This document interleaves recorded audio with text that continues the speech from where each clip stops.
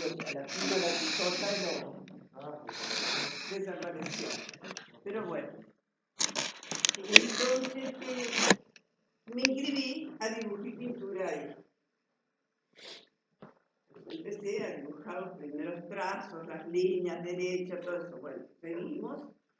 Y uno de esos tantos días, poquito hacía, aparece este señor, un señor muy alto, muy elegante, y nos dicen que era Enrique Amorín. Era un grupo chico que había, y entre esos chicos estaba yo, la cual mi familia, o sea, mis abuelos, no estaban de acuerdo porque una niña, en aquella época, no era como ahora, no podía ser que estuviera en un ambiente bohemio, porque el artista siempre es bohemio, tiene esa bohemia. Entonces, fíjate, la nena, la única nieta, única todo, les costó aceptarme que fuese a la institución. Era así.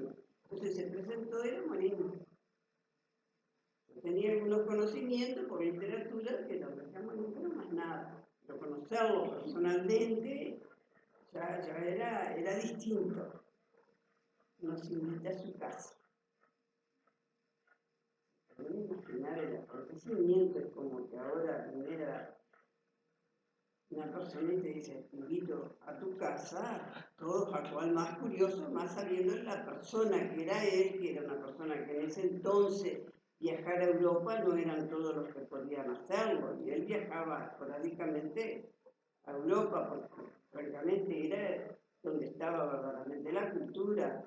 Él se relacionó con Picasso, fue muy amigo, incluso en el chalet había obras de él, de Picasso auténtica, había de Blanes, había de Figari, había muchas obras, porque él en sí no es una persona de decir, de andar, como te voy a decir, como ahora nosotros vemos un traje, los jóvenes, esto, todo, no, allá no, la riqueza se veía en las paredes. En las paredes porque eran los cuadros que él traía, las vistas de todo. No era una explotación personal. Ni la señora tampoco, y Esther tampoco. Por ahí empezamos la amistad. Entonces, primera vez la curiosidad y la leer toda la novelería, cosas que tenían muchos de los europeos. Y bueno, empezamos a hablar ese viajes de él, que era lo que él contaba, la cultura que él adquiría allá, la transmitíamos. Éramos poquitos, éramos un grupo de 5 o 6 los que íbamos siempre, compañeros. Entonces, que en las diapositivas, aquellas chiquitas, yo no sé si ustedes tuvieron oportunidad de ver diapositivas en una máquina, que bueno, vieron el tiempo que estoy hablando. Entonces, ahí tú veías Europa, chiquitito, veías la Capilla Sistina, veías todos los artistas de cuadros. Ahí lo veías a Lorca, veías todo lo que podías en eso chiquitito. Entonces él tocaba así y caía la otra y así. Eran paneles así de cuadraditos, así. No eran más de esto el cuadradito que vos veías en eso, como que si fuera una computadora, tenías que manejarla así. Y esa máquina la teníamos ahí, ¿no? Ahí nomás la tenía. Porque digo, ¿era normal que la gente tuviera esa máquina o la tenía Morín porque...? La tenía Morín porque era Morín. Puede que alguna otra institución pública la tuviese, ¿viste? Principalmente en colegios religiosos había eso, o alguna persona media pudiente, ¿viste? Pero si había alguien que viajaba a Europa, tenía a su familia, o le traía postales a su familia, lo que fuera, fotos. Pero era distinto que te dieran una charla sobre un Van Gogh, como era Van Gogh, que era impresionista, que era todo. Nosotros no teníamos idea, no tenía idea ni de quién era Van Gogh. O sea, ibas del grupo que eran de impresionistas, sabía, ¿te das cuenta? Entonces ahí íbamos conociendo toda esa rama que la traía él, te ibas enriqueciendo, entonces querías ir siempre porque sabía. Él se sentaba en un butacón verde grande que había, como hay ahora, pero ahora no son como ese verde precioso, era un butacón de cuero, en lo que nosotros le llamamos el galpón, que hoy día se llama el galpón, sí, pero es el teatro del Chalet, esa parte porque es grande, tiene comodidad, tiene todo, el teatrillo que dice donde se dan los conciertos, que se están haciendo ahora mismo la gente. Ellos tuvieron la presentación. Bueno, ahí, viste, ahí era el galpón. Entonces en ese lugar donde está la estufa, él iba al rincón y nosotros rodeábamos ahí sentados a escuchar y aquella avidez de aprender, porque nos gustaba, viste, era la curiosidad todo. Entonces, ¿qué pasaba? Que él nos gustaba a su vez libros, como ahora que ahora la computadora, no, no tenías que leer para ir a aprender. Y ahora yo hice una amistad muy linda con Esther, la señora de él, que dibujaba muy lindo, porque él escribía de noche. En el silencio de la noche tenía arriba el escritorio y allá arriba escribía. Entonces ella dibujaba. Además era muy habilidosa para bordar, para todas esas cosas, ¿viste? Tenía mucha habilidad. Es una persona muy, ¿cómo te voy a explicar? Bondadosa con el necesitado. Ahora, Enrique tenía otra pasión, ¿viste? Estaba en ese momento el conjunto de Silven y de Arena, lo apoyaba muchísimo. Estaba la gente que quería hacer una exposición por todo lo que había recogido de Salto Grande y lo recogió y se daba un premio a gente, faltaba plata, la sacaba de su bolsillo para la cultura, nunca te dijo no tengo un peso para la cultura. La cultura, además nos enseñaba a todos los que íbamos a ese grupo, todos los que iban, nos enseñaba que con la cultura no se podía ser egoísta. Si tú sabías la vida de un artista o alguien te la preguntaba, que la dijéramos, que no la guardáramos para nosotros. ¿Viste? Era él así, ¿viste? Ahora les pregunto, ¿saben dónde nació él? Él nació al lado de la basílica, la catedral, como le decimos, ahí al lado. Incluso hay una placa, está muy escondida porque hace un recodo así ahí nació él, eran 7 hermanos. Porque en la esquina había una policía, de esta comisaría, la cual eran diablos también, porque a la hora de la siesta, en el descuido de la policía, soltaban los caballos. Los caballos salían, Chipubay abajo. Y cuando venían los milicos a dar las quejas, estaba don Leopoldo Morín, que era el dueño de la barraca que está en la esquina todavía ahora, existe, que hay un mirador que tiene su historia, ese mirador también. Era don Leopoldo Morini, que se iban a quejar del nieto, ¿no? Te podés imaginar, pobres milicos, ¿no? Quietito, el nene, una travesura, Ese mirador tiene las marcas del 1904, cuando la guerrilla de políticos, desde el Daimán de acá de las Termas, tiraban balas y pegaron 4 o 5, ahí las marcas está marcado. Él tiene un verso muy lindo porque él muere del corazón. Casi todos los Amorín, todos los hermanos murieron enfermos del corazón. No hay lo que hay hoy la ciencia. Si hubiese habido, pienso yo que no. Y él dice que cuando esas balas marcaban ahí el corazón de él, ya estaba marcado. No decía nosotros. No sabe qué sentiría o algo. Fueron tristes sus últimos años, no fueron muy... Él es una persona acostumbrada a andar y verse imposibilitado de andar y todas esas cosas. Pues ahora, él fue muy amigo de Quiroga. Ahora verán si sería caritativo que él, a determinada hora, cuando supo que había fallecido, él quería llegar antes de que muriera porque ya estaba muy grave, él se embarca para allá, no llega a tiempo. Pero en el camino él deja ese amigo a Ercia para que le haga, porque porque le iban a incinerar la cabeza. En una noche trabaja la talló a la cabeza para poder poner las cenizas de él. Porque era el amigo, lo ayudó muchísimo, porque Quiroga fue muy fracasado, su carácter, su genio, fue un muchacho que tuvo muy mala vida en Salto, fue muy, no sé si tenía problemas de salud, nunca lo pregunté, ¿viste? Porque él era muy, la sociedad no lo quería. Tuvo varios fracasos, su padre muere, mata al amigo él en una cacería, todas esas cosas que le van limando a él. Pero con Enrique no, entonces cuando él fracasaba, hay cartas que él dice, no te aflijas que ya van a salir tus publicaciones, que eran Caras y Caretas en Buenos Aires, que son las primeras revistas que salen allá, y él escribe en Caras y Caretas, Enrique, y habla para que publiquen de Quiroga. Entonces él dice que van a ser publicados tus cuentos. Gracias, Enrique. Pero mientras tanto Enrique siempre financiaba algo para contar de que él siguiera.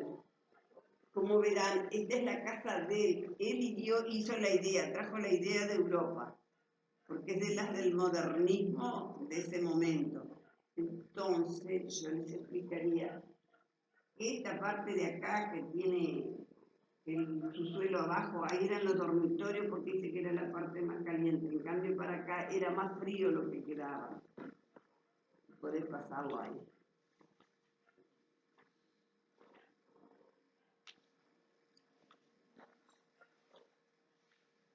Yo tengo esto de que fueron mis vivencias, que digo, mi presencia acá simplemente para contarles de la amistad que me unía con Enrique y Esther. Frecuentaba la asociación Horacio Quiroga cuando tenía apenas 13 años. Transcurrían mis días entre tableros, cartones y pintura, y un día la presencia de este hombre alto, buen mozo, culto, mundano y rico, que era Enrique Amorín. Frecuenta cada vez más, cada día la Quiroga, como le llamábamos, llega la invitación a su casa, un acontecimiento a la casa Las Nubes. Claro, era la novedad. Allí fuimos Cífer y Peralta, Minata, el Flaco Paz, no sé si quisieron hablar del Flaco Paz, y yo, aquí llamado a aquel momento el Galpón por Enrique, es para mí, bueno, cada vez que entro ahí me trae muchos recuerdos. Nos reuníamos en largas trasnochadas tertulias con temas que van del arte, la luz, la perspectiva, los errores, y así descubriendo siempre aprender y aprender de nuestros mayores. Enrique era el que nos cuenta con su vida el mundo, sus vivencias, con tierras extrañas, de sus charlas con Picasso sobre pintura, con García Lorca sobre literatura, con nuestro conterráneo Horacio Quiroga, su gran amiga Margarita Sturgi sobre teatro. Así íbamos ilustrándonos cada vez más, porque claro, cada charla vos salías con un aprendizaje nuevo que en ese momento en otro lado no lo encontrabas. Y yo que venía de un ambiente medio rural no lo tenía. Así íbamos cada vez más en su despliegue, su conocimiento que eran reales. Así aprendimos con libertad el camino del arte. Tuvimos la suerte en Salto, un salto de los años 50, sentir, disfrutar, colmar la curiosidad de nuestro aprendizaje a través de nuestro mecena, el amigo, sobre todo amigo, Enrique Amorín, que lo brindaba todo a manos llenas sin egoísmo. Le escribe al hombre del campo, porque él, a pesar de irse en esos viajes largos, él nunca abandonó su Salto, él siempre se ligó mucho a la campaña y sus obras se radican mucho en el hombre de campo, cosa que Quiroga no, ¿viste? Para ser grandes en el momento, Enrique lo superaba en mucho más. Y ahora les voy a contar cómo él salió escritor. Escribe al hombre del campo como lo habla en su obra, el Tangarupá, el paisano Aguilar, la carreta.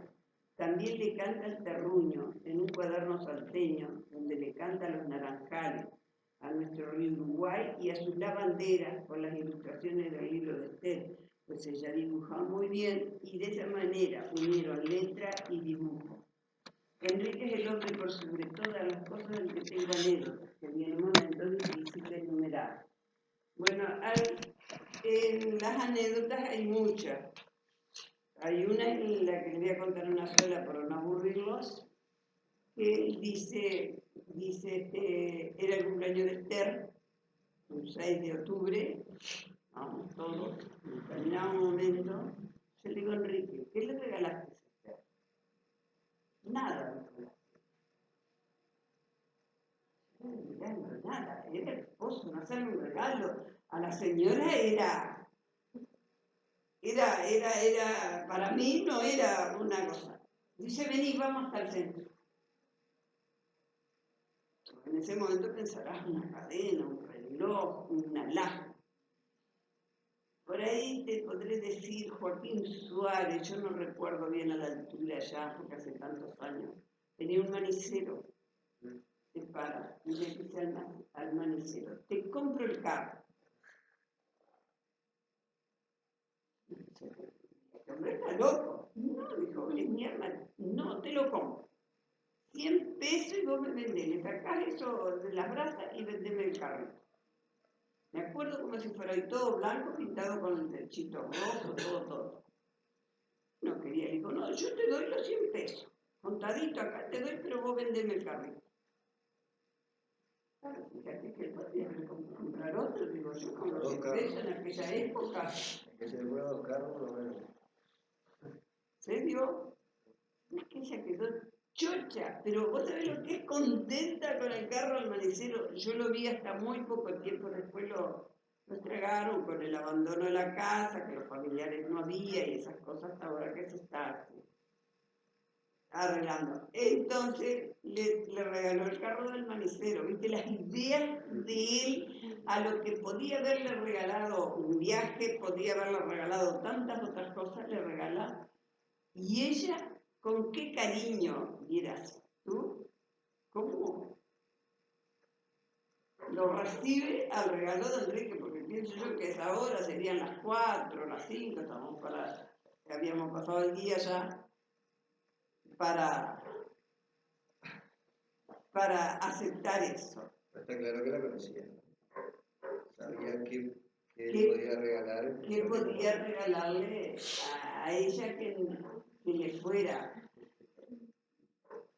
Para él era, para nosotros, para uno le fue, no esperabas eso, ¿viste? Esperabas otra cosa, más habiendo, y ella también, ella ya te digo, la riqueza era, entonces vinieron las 759 y íbamos con ella hasta Barra Artigas, a la Tablada, a todos esos lugares a enseñarle a la gente. Ahí ya estaba bastante grave, ¿no? Ya sentía sus primeros síntomas, pero todavía no tenía. Él se agrava después del 55, por ahí, bueno, en el 60. Sí, pero por eso mismo en el 59 ya estaba. Ya no viaja más, ahí ya no empieza a no viajar más, ¿viste? Y después en el 60, que él estuvo como 4 años. Fue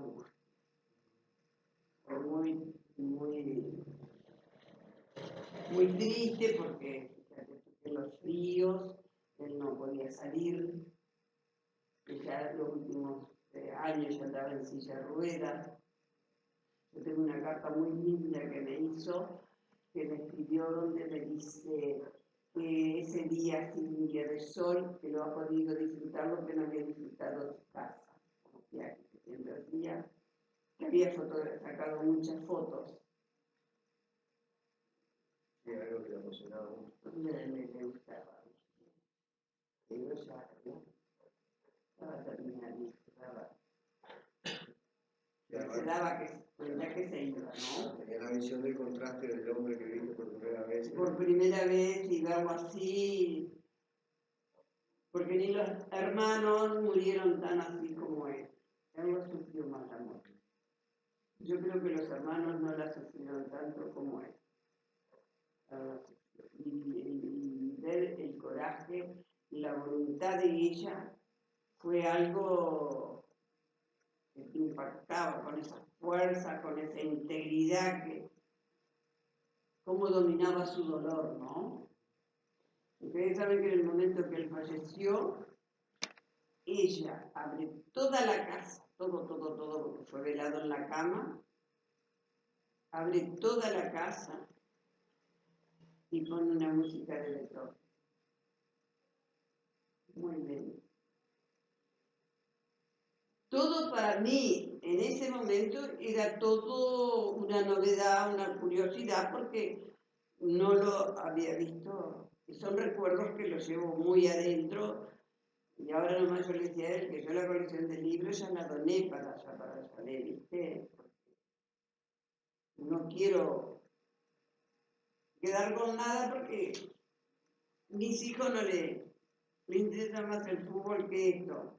Y acá está el mirador de la barraca, el poema que yo le decía a la barraca morir. No sé si alguien lo quiere leer, que lo lea.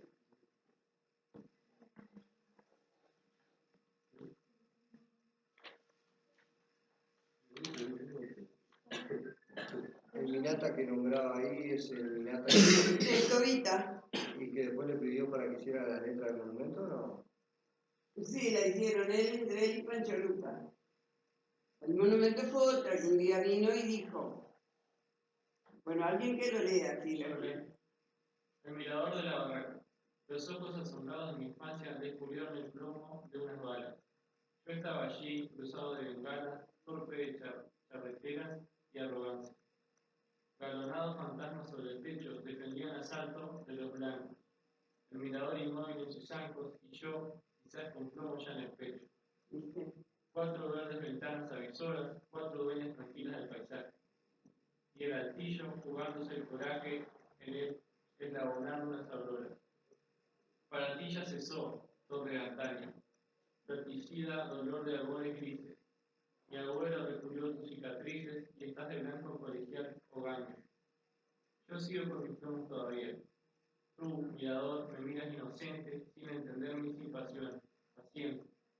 Nube escaseada y noche fría. Mirador que nos mide la distancia, álamo de cemento centenario. Ya quedó en lo sencillo, en lo gregario, y tú pagando en años tu jactancia. Estás de blanco, mirador, erguido tan niño, tan anciano y sin memoria. Puede que en cierta página de historia cuente nuestra amistad que yo no olvido. De blanco, aquel cantón de colorados, es el amigo que mi ayer prefiere. Bajo la cal, el plomo que te hiere, bajo mi sien, mis cantos renovados.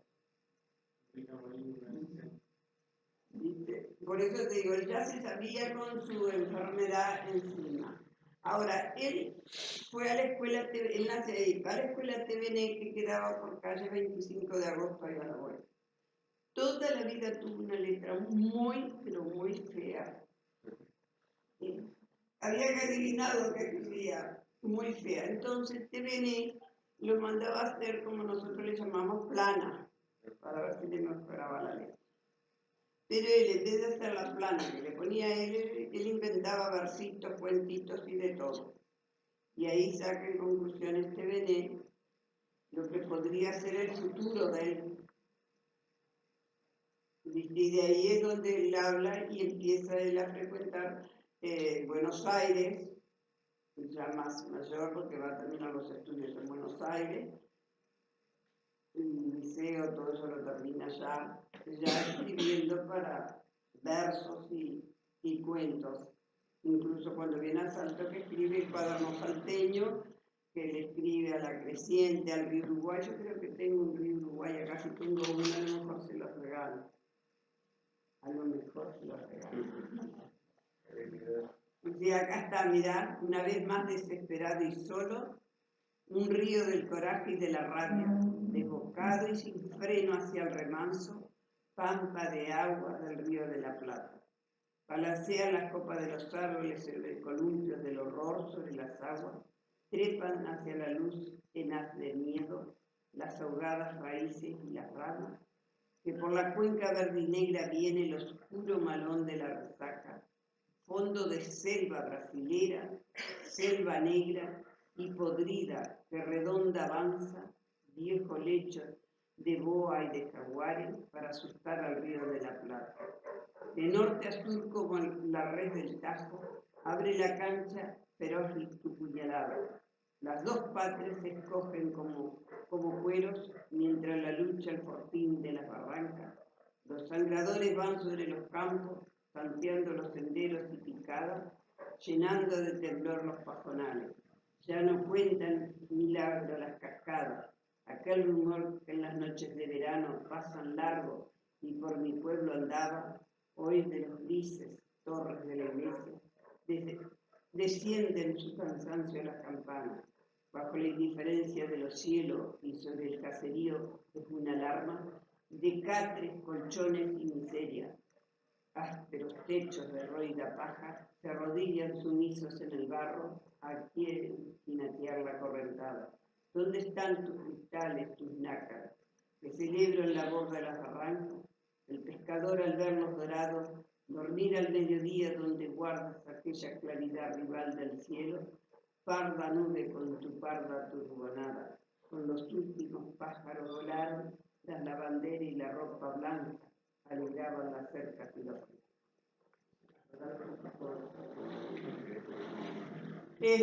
como les digo, él desde chico, así como ustedes buscan la computadora, buscan otra cosa, tiene la máquina de escribir. No había computadora como ahora, ¿viste? Incluso las fotos eran blanco y negro que hacía él. Y desde niño siempre buscó.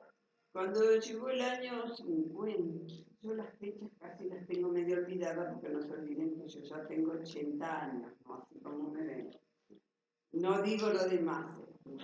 Él era una idea una tarde, un domingo, estábamos todos ahí, de hacer un monumento a García Lorca, su amigo. Es el primer monumento que hay en el mundo. Él fue muy amigo como sabrán, él fue asesinado en una madrugada, en la cual hay un verso muy lindo que le dicen que él no vaya a volver a escribir, y él dijo que no, que iba a ir, y es asesinado junto a 4 o 5 personas bajo la dictadura, lo tiran ahí en el Sanjón y queda ahí alguien puesto lo tapado o algo. Eso no sé. La que sabe mucho sobre eso fue Ofelia Piegas porque estuvo en el lugar y un sobrino de él le contó la historia, cómo fue él. Porque, por idea, cuando él nunca entró en la política, él no fue un hombre de política, Lorca. Y sin embargo fue perseguido.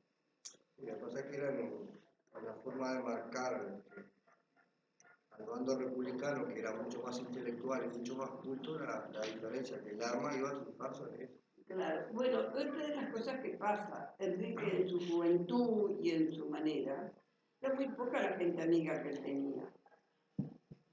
Porque la gente, como él tenía otras ideas, la gente era muy, ¿cómo te voy a decir?, patriarcal, era no comunista, voy a decir la verdad, no lo querían porque era comunista. Hoy día, partido como tantos otros, además no se hablaba nunca de política. Podíamos a veces, porque hacíamos una pregunta, ¿por qué salió todo? Entonces, claro, se enredaba todo a ese punto de por qué venía, pero no porque él lo dijera, vayan, o decirte algo que vos lo tomaras como propaganda, nunca, jamás. Pero además visitó Stalingrado. Él fue expulsado de Rusia, y cuando reconocen lo que de hecho tengo en un papelito así de Francia, en un recorte de diario, cuando lo reivindican a Francia otra vez, porque no tenía nada que ver. Nunca se habló de política. La gente jugó mucho y en una época, viste, que todo era mal mirado, si no estabas de este lado o no del otro, fue una época muy castigada. Incluso, les digo, había muchos casos me castigaron por el hecho de decir comunista. Y nunca, ni siquiera investigué con las ideas del partido. Nunca me dio, una vez que me dio por estudiar, me dijo, ahora no es el momento, la señora de lejos. Yo le dije, me gustaría saber las ideas, llegar al fondo, escarbar. Y entonces me dijo, mira Luisa, en otro momento, dice, pero ahora no es el momento para que vos hagas eso. Pero nunca, ahora que tú razonar que estás más, entonces me doy cuenta el motivo por la cual era, ¿no? Porque en ese momento era malo. Ya que segregaban, entre comillas, ¿no? Claro, ya lo otro, lo que vos dentro de la ignorancia y la inocencia no pensabas mal. No pensabas mal, ¿viste? Porque yo no tengo por qué juzgarte porque tú seas blanca, colorada o en aquel momento la sociedad nuestra era muy así, ¿viste? Incluso uno mismo, fíjate tú, andar entre una vida bohemia, porque siempre se dijo que el artista es bohemio, ¿no? Andar entre, pintando, salíamos a la calle a pintar, exposiciones, todas esas cosas. Era un poco la vida bohemia. Y te cuento, yo tendría 16 años ahí. Hicimos una exposición en Concordia, Aldo Peralta, que falleció muy joven, con un premio, y Turén, que es un arquitecto que me dijeron, a lo mejor tú lo conociste, a Federico Turén, él fue arquitecto. Me suena al principio, pero no. Y yo bien por ahí por calle Sarandí, me dijeron que está muy malta con eso, que quedan todos. Bueno, sacaron premio, todos nos íbamos. Fíjense ustedes si seríamos en esto sin ninguna mala intención. El maestro era húngaro, no era de acá, el maestro que nos enseñaba era un húngaro que había venido, con todos sus conocimientos europeos, ¿no? Y nos daba la libertad, no era que te ponía esto y tú tenías que hacerlo, tú lo hacías desde el punto de vista que lo mirabas. Él después venía y te corregía, era otra cosa. Corregía la técnica, en todo caso. Claro, pero te daba la libertad de tú escribir como, o dibujarlo como tú lo veías. Pero ese húngaro llega a través de Amorín. No, lo manda la IAP de Montevideo. Él vino a Brasil y de Brasil Cándido Portinari lo manda para acá. Por lazo de Amorín y de todo, y de que había ese taller. Claro, pero... Porque el que venía a dar las clases era Torres García. Sí, claro, pero el taller no viene a Salto, entre comillas. Viene a la casa de Amorín. No, viene al taller. Al taller, directamente al taller. ¿Y el taller dónde era? Ahí donde eran los juzgados, en calle Uruguay. Ahí abajo, en Varela. No, en Uruguay. En lo que es Varela ahora, al frente del IFEDER. No, en calle Uruguay, donde está el magisterio. Por eso mismo, se llama la Asociación Pedro Varela, la Asociación de Maestros. La casa que tienes. Bueno, ahí vino. Porque ahí ya venía Torres García, venía Baldomero Romero, ya algo venían a enseñar. ¿Y ese taller venía a través de la intendencia? O sea, lo más parecido a la intendencia. Lo más parecido, porque en ese entonces me acuerdo que Armando Barbieri daba una subvención de 5 pesos para pagarle a él. El intendente. El intendente le daba una subvención de 5.000 pesos para pagarle al maestro.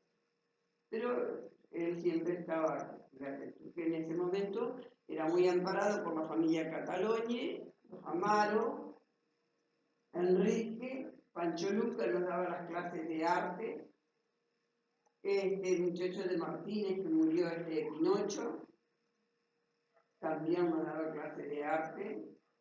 Y así, viste, ahí íbamos cultivando, ¿no? Porque éramos pocos, no era... Sí, lo raro era que si viniera una ciudad, ¿no? No, que sean 5 nada más, 5 o 6. Sí, venían después, ¿sabes qué? Muchos niños que era por el liceo. Que aprendían a dibujar para ir al liceo. Porque entonces tenían la... Estamos hablando de década de 40. No, ya íbamos 50, ya estábamos casi en el 50, ya hacíamos cuando... Bueno, y les cuento, ese día para ir a Concordia, bueno, había que ir a cobrar los premios. Teníamos la invitación para estar a las 11 de la mañana en Concordia. Bueno, salimos temprano, agarró la lancha. Puedes imaginar, todos menores, con un húngaro todavía extranjero, sin permiso, y nos iban a dejar pasar. De ninguna manera en la aduana, la inmigración no nos dejaba. Yo me acuerdo que me senté en un escalón y lloraba porque yo quería ir a buscar mi premio, lloraba, te podés imaginar, que ya con 15 años, uno llorando porque no podíamos pasar. Estaba Curubeto, no sé si conoce el padre de este Sí, que él era el cónsul argentino. Primero que nada vino Cataluña. Dijo, no, sin permiso, ¿no? Y tiene que estar a las 11. Entonces lo llamaron a Curubeto y vino Curubeto. Lo fue a buscar Cataluña, no me olvido nunca el negro. Y vino, entonces la arregló, pero teníamos que volver en el día. En el día íbamos a volver, no nos íbamos a quedar allá. El hecho es que nos dieron el permiso para ir. Y tengo una anécdota muy patente, bueno, nos entregaron los premios, todo, bla, bla, bla. Entonces un vino había, y dijo, uno de estos todos, ya, esas cosas. Y a la niña, que esa niña era yo, dice, un refresco. Y yo tomaron el vino, a mí no, a mí era el refresco, y era cómo era la sociedad en ese momento. Podéis imaginar, pero siempre a las mujeres, aunque fueran a dibujar o fueran a pintar, porque les gustaba lo que fuera, siempre era un poco más castigada. Y por ahí nace toda esa, que Enrique era la persona indicada. Era una persona que no era de ningún punto de vista egoísta. No tenía prejuicio tampoco. Ah, no. La mente más abierta para la época. Claro, porque era un hombre que viajaba a Europa, tenía su conocimiento, Europa era abierta. ¿Y qué opinión tenía él de la sociedad en Salto? Y él pensaba que iba a llegar un momento en que se iba a abrir, pero en el momento costaba, iba a costar. Por eso él decía que nosotros no teníamos que ser egoístas para poder que vieran que con el egoísmo no se ganaba nada. Y él abrió mucho a la cultura, porque él apoyó mucho el teatro. En ese entonces estaba Nidia Arena con un grupo de teatro. Pero abrir el Teatro de la Rañaga, a ir a ver un espectáculo de Lorca, como hacían a veces, y contaba 50 personas, como mucho. No me interesa. Aunque dato interesante, como muchas veces se vanagloriaría la sociedad salteña en líneas generales de ser una sociedad culta y de Claro, pero te cuento otra cosa. Era la época de que la sociedad se radicaba en el ganadero. Éramos ricos, la ganadería era nuestra. Entonces, lapicero, barco y eso. Entonces, ya los barcos y no tanto como la ganadería, porque ya el barco ya estaba para el quiebre. Pero gracias a eso existe el cerro, que no existió más porque vino el famoso cuento de la Piolita. No lo tengo. No lo tengo. Ah, bueno, yo me entendía. A Borda lo cuenta muy bien, y todo. Fue famoso el cuento de la Piolita. Porque el dueño de los astilleros quería que se hiciera ahí en el cerro, además de todo el trabajo que él trajo, lavanderías y todas esas cosas y todo lo que pobló el cerro. ¿Tú lo conoces? El muerto que le tiraba la pelita para que la sintiera. Lo que él quería, los parientes. Que le firmara el testamento. Sí. ¿Viste cómo había? Eso nunca lo había escuchado. Sí. Claro, porque primero es Baltasar Brum y después deriva al cerro, al barrio, así. No, primero se deriva. A nosotros nos tapó nuestros antepasados el emigrante. El emigrante tapó todo lo que nosotros teníamos, como te voy a decir, como auténtico nuestro, como el paisano, el bandido, todas esas cosas lo fue tapando, porque venía con su Cultura, su civilización. y su trabajo, porque era gente que trabajaba. No había de día, no había de nada. Y este hombre había hecho mucha fortuna. Entonces él dijo que el día que él muriera tenía una falla porque él bajaba al Belgín a tocar y él dice que tocaba muy bien, gente que lo sintió. Bajaba al Belgín, claro, uno ahora se da cuenta lo que, como el Teatro de la Rañaga, ¿no? Que tenía esa acústica. Claro, porque no tenía que chocar la música y la hacía en la libre. Bueno, pero voy a lo otro. Él quería hacer una escuela o una facultad en el cerro para los hijos de los mismos trabajadores. Se muere de un ataque. Él vivía al lado acá en calle, frente al Metropol, en esas inmediaciones, ahí vivía. Y era un ataque muy grande. Los sobrinos traen ya que tuvimos un problema una vez con una parienta del abogado acá, el abogado que tuvo. Entonces le ataron, pasaron por toda una piolita, sentado en la cama. Como que te vio Claro, como que todavía podía responder a las preguntas del abogado. Ya los sobrinos no salió ni la facultad, ni la escuela, ni nada de lo que él quería para el pueblo. ahí. Se quedaron con toda la plata, ¿no? Se quedaron con toda la plata ellos. Pero fue famoso, es famoso el cuento de la violita hasta ahora. ¿Y dónde va? Un día así con reunión, no con niños, sino éramos un grupo de los amigos del patrimonio que estábamos hablando y había una señora que era parienta del abogado. Justo que había hecho el tema. Entonces, medio se disgustó y unas cosas así. Pero es la verdad, todo el mundo lo sabe, no es que diga, es un chisme, vamos a decir que lo sabe uno y otro no. Pero todo el cerro, los empleados, todos lo sabían, porque dejó a todos en la calle, sí, prácticamente. Me cuento la teoría. Pero por ahí vamos. Entonces, Amorín dona la escuela, 81. Hasta ahí llegamos con su donación. Y la casa paterna de él, que está en la esquina, que es el museo, la dona para que fuera un museo. Cosa que se hay en calle Blandengues y Amorín ahora. Llegó a funcionar como museo histórico. Estuvieron un poco el museo, pero mira que se desaparecieron muchas cosas, había cosas de Quiroga, ahí se pudo la bicicleta, que se perdió, ¿sabes qué? El tranvía, tenía el tranvía, el penúltimo tranvía lo había comprado él.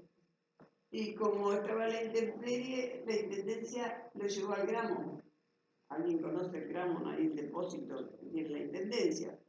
Entonces, a todas maneras, fíjate tú, y las avispas hicieron un nido, entonces no tuvieron la mayor idea de que prenderle fuego. Siempre pensaban igual. Sí, no, se perdió el tranvía porque no quedó nada. Fíjate tú que le prendieron fuego. Y la Criollo, que es la máquina que está allá atrás del Museo del Hombre y la Tecnología, esa, vamos, le sacaron muchos tornillitos, muchas cosas, pero todavía existe y está ahí. Ahora había problemas porque dice que estos que viven en la calle, hacían un hueco por costado, entraban a dormir, la policía los sacaba, pero Y ahora pusieron una plaza. la placita y todo, puede hacer que ahora esté más cuidado. Supuestamente esa era la idea. Es la idea. Y la carreta es la que está arriba. Ahora nosotros estamos luchando ya para retocar el caballo, porque tiene la obra del caballo y su sombra. Entonces, tiene un caballo, tamaño natural, y hay una señora que retocó otra estatua también que estaba muy deteriorada con la caída de un pino cuando la tormenta, y la arregló muy bien, entonces parece que ya lo va a arreglar el caballo. Para ubicarlo en un lugar, porque es una parte de la obra, de su vida, de él. Ahora ya les digo, él encontrar este grupo para él era una satisfacción, entonces él sentía que había gente interesada en tener cultura. Él lo que quería era la cultura para su pueblo, él fuese ya por dibujo, por pintura, por artesanía, él valoraba. Y valoraba mucho la gente de campaña, porque casi todos sus personajes en su obra, como la carreta, como la doradilla es la yegua que no puede tener cría. Tiene que ver también con la estancia donde estaba. Es el padre de los abuelos, desde niño él es. Pero igual hay mucha gente que basa a los niños y no. No, que está en una estancia que Sí. no. Igual volviendo al tema, vuelvo atrás, nos vamos de un lado a otro. Cuando decimos nosotros que la sociedad nuestra era de alta, era la época de las vacas gordas, digamos así. Entonces, ¿qué pasaba? La señora de los estancieros se iban a Concordia, pasaban a Buenos Aires, a comprarse los trajes, porque en septiembre, acá en el Club Uruguay, que ahora está la tratoría y todas esas cosas, ahí era el club, los bailes de la sociedad salteña, nosotros no entrábamos, estate tranquila que no íbamos a entrar a esos bailes. Y los estancieros presentaban sus hijas a la sociedad en esos bailes, que eran cuando se hacían las exposiciones ganaderas, que ahora hacemos de todo, en aquella época no, era solo ganado más fino, que venían de Europa, gente a comprar para a full. Entonces, iban allá. Entonces, ¿qué hacían? Se compraban los mejores trajes para lucirlos acá. Y las compañías teatrales que venían al Solín les servía venir más a Salto, que era más cerca que ir hasta Montevideo. Por eso Salto en ese momento tuvo un auge cultural en el teatro, en todas esas cosas, por esos motivos. Estoy hablando de ópera, zarzuela. Todas esas cosas. Incluso yo la vi a Margarita Schiutti ahí cuando salió la zapatera prodigiosa que dio y doña Rosita. Después la vi personalmente a China Zorrilla, yo la conocí, porque ahí en lo de Morín conocías personas. ¿Y dónde ibas a conocerlas? Viste todo relacionado como Borges, que una persona de la cultura de Buenos Aires, pero eran parientes de Ter, y venían ahí, entonces. A China cuando vino para la representación de la inauguración. Sí, ahí tengo. Bueno, empezó un día, se le ocurrió y dice, ¿qué les parece si hacemos un monumento al oro? ¿Y a dónde? Siempre la más curiosa, como buena dama, era yo. ¿Y a dónde? Y tenemos que buscar un lugar. Entonces, Esther dijo, la Costanera. Y bueno, de ahí salió la idea de hacerlo en la Costanera al monumento al oro. Se vendían las piedras, todo, para hacerlo. Y bueno, y vino la compañía, que vino Carnevaro, vino Margarita, China, no me acuerdo nada. Que ahí hay una anécdota, que incluso no solo yo la cuento porque China la contó en el Teatro La Bañaga. Tú sabes que estaban en la inauguración y venía un carrero, porque las lavanderas que estaban del lado de abajo del río, cuando todo eso, detuvieron gente que llegó y que todo, subieron a al borde, diremos así, y miraban de ahí el acontecimiento. Entonces, venía un hombre acá en carrito, ató el caballo a un árbol que había ahí y bajó, se sacó el sombrero y venía. Yo lo hago así a Enrique. Enrique me miró como diciendo, callate, no hablé. No, eso no lo digo. Entonces el tipo baja, se saca el sombrero y justo en el momento en que le matan, el hijo a China, a Margarita. Entonces él viene y le dice, señora, le acompaño el sentimiento, le dijo, porque yo sé lo que es esto, yo lo pasé. Punto, porque no se da cuenta que él lo creyó que le habían muerto ahí el hijo, ¿viste? La representación de la escena final de bodas de sangre. Intervino El personaje vino a saludarla como que. Dicen, mucha gente dijo que después de mucho tiempo igual traían flores al pie de sí, porque le habrá el agua y un verso verde que después se sacaron que ahora las hicieron pintadas para que no le sacaran la piedra. Y sí, todo eso, ¿viste? Y la fuente que no se ve más. No se ve más, esa la sacaron, está todo de bronce. De bronce era. De bronce era todo. Sí, todo se largaba. Y no existe más. Todo. Quedó el monumento como el único. Y cuando que se hizo una renovación, jardinaron un poco.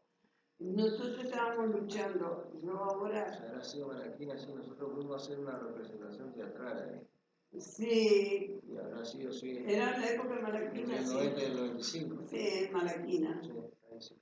Malaquina apoyaba mucho, viste, dentro de todo. Después, sin embargo, los otros como que medio no. Principalmente nosotros que trabajamos mucho con los relojes. ¿No? Bueno, volviendo al tema de Amorín, después de eso, ahora nosotros queríamos y estábamos luchando a hacer un monumento. Tenemos el lugar elegido. Puede ser que ahora encontremos apoyo de las autoridades. Muy sencillo. Él tiene un poema muy bonito a la Santa Rita. Entonces nosotros lo que queríamos hacer era una piedra no muy alta que tapara el río. Tiene a la entrada, ustedes no sé si han visto que hay un pasillo, como un puentecito, hay una piedra grande así chata, cuando cruzas el Parque Matos, ahí. Entonces hago ahí una piedra medianamente alta, no muy grande, con las piedras alrededor haciendo el jardín para poner la Santa Rita, y arriba hacer en el garaje municipal, hay esas tapas cuadradas de hormigón, porque otra cosa no podés poner. Entonces, con esas tapas formar un libro así, abierto, con la E y la A, Enrique Amorín, y si se puede poner algo, o sea, una frase de dentro. Porque están todos ahí. Ya una vez estuvimos con toda la ley de India. Y Bendancourt quería que lo hiciéramos allá, porque dice que ahí había mucho. Y no le dimos. Como no dimos lo que da a nosotros, tampoco salió. Claro, Pero ahora pensamos, con todo este movimiento que hay de la casa y que se está haciendo mucha cosa, que puede salir el monumento. No va a salir tan sencillo que podría salir para julio, que es la semana de él, ¿no? Nacimiento y muerte. Es el que cumple años y a los 10 falleció. Muy bien joven, 60 años. Mira, estos dibujos, estos los ha hecho Esther Aedo, miren. Ella también pintaba muy lindo. Ustedes dirán, capaz que no les gusta, pero es muy lindo. Para mí es muy lindo. Este es un escrito muy lindo, mira que le hace Gary.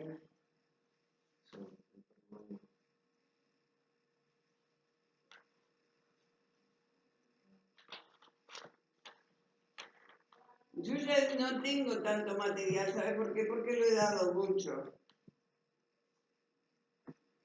Mira, acá tiene Enrique Amorín, 1900 a 1960. Narrador uruguayo, cuya obra es muy extensa y variada estéticamente, pero que es recordado por su clásica novela rural La Carreta. Fue la que tuvo más éxito, La Carreta.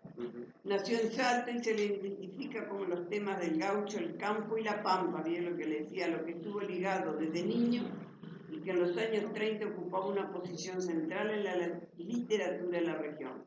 Pero hay otras facetas en su obra de novelista urbano y escritor comprometido, el realista, el psicólogo y poético, por citar algunos. Hijo de estanciero, nació en el mismo pueblo que Horacio Quiroga, y como él se fue escritor de dos orillas del Río de la Plata. Después de llegar en 1916 a la provincia de Buenos Aires, comienza a escribir poesías y cuentos. La publicación de La Carreta en Buenos Aires.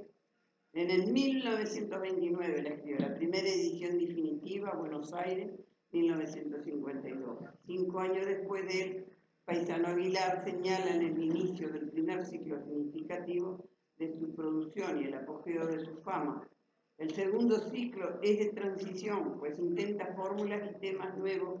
Por él, la novela psicológica La edad es pareja en el 38, el asesino desvelado en el 45, la política 9 lunas sobre Neuquén en el 46, es un periodo dominante en su creciente participación en cuestiones ideológicas propias del momento.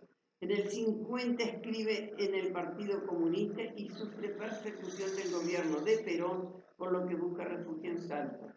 La tercera etapa es una especie de síntesis de las anteriores, porque retorna a los temas del campo, pero las añade a sus preocupaciones, como lo demuestran Corral Abierto, Montaraces y otras novelas. Los Montaraces, todos de los leñeros, toda la obra del leñero, el que corta la leña en los campos, en las estancias. Publicando hasta el año de su muerte, Amorín representa la vertiente telúrica de la novela realista hispanoamericana, con una tendencia esencialmente tradicional en cuanto a la técnica narrativa.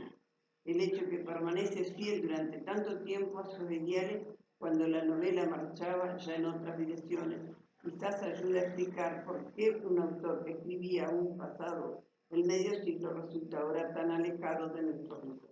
¿Saben otra cosa? Bueno, también tuvo la iniciativa al cine. Él hizo películas, una lástima que se perdieron la mayoría. Yo vi la de la Pandorga, es muy linda, la repusieron un poco, pero al final no lo pudieron hacer porque hay una piscina en la casa de él, el cual cuando él escribe el fin, la Pandorga se estaban en el agua. Hizo el paralelo 38, hizo él también. Tuvo mucha actividad en el cine, hizo muchas cosas, principalmente en la Argentina. Y acá hizo algo, pero muy poco. Más se dedicó a la Argentina, al cine, ¿viste? Porque era el ambiente que había más que acá, ¿viste? Todo mucho más. Y ahora se están recopilando algunas, se han hecho, pero no lo que se podía haber hecho si hubiesen estado, si hubiesen podido ser cuidadas, ¿viste? Que no. Y acá está, esto es lo de China, ¿vieron? El que no la conoció a China Zorrilla.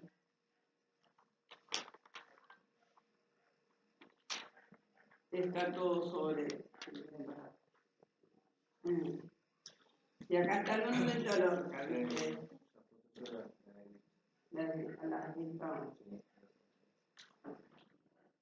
Acá está él. Hace 3 semanas estuve en Montevideo y fui a la biblioteca para ver diarios. Diario. Y miré por lo menos 4 o 5 meses desde el año 29. Y ahí aparecían las primeras publicaciones en Tribuna Salteña. El TVN era gran amigo de él. Ah, Por ahí venía, ¿viste? ahí. Por ahí venía Amorín el cineasta, ¿viste? Acá tenés todo el panorama de él. Y ahí está en el monumento que ahora. Se comentó muchas cosas, incluso hasta de que Enrique era acá está la casa donde nació Enrique.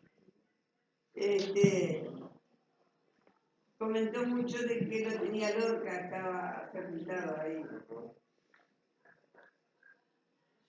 Acá hay algo muy lindo en homenaje a Enrique y la semana de homenaje a Enrique. Este está muy lindo. Porque hay un libro de Guilú, ¿no? Ay, no, el libro tiene todos así en corto, es una lástima. Pero hay un libro, Encontramos Sí. un librito armado sobre Amorín. Ah, sí, de esos, tipo folletines, así, Sí. sí. Yo lo tengo ese.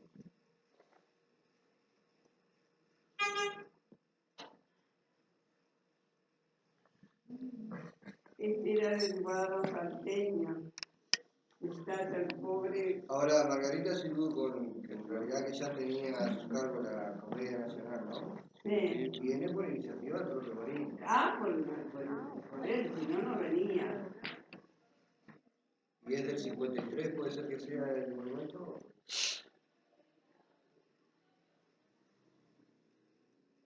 Pues, yo las fechas, mirá, se me han ido tan de la cabeza que ya no.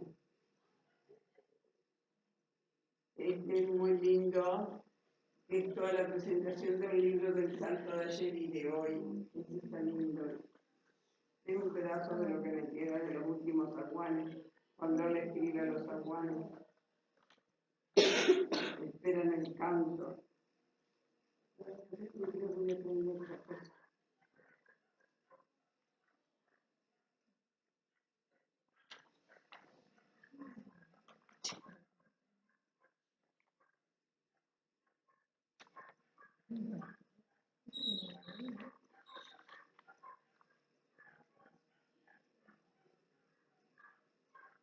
Y estos son dibujos de la señora de él. Mirá los papelitos que dibujaba y después los pintaba. Como recorte.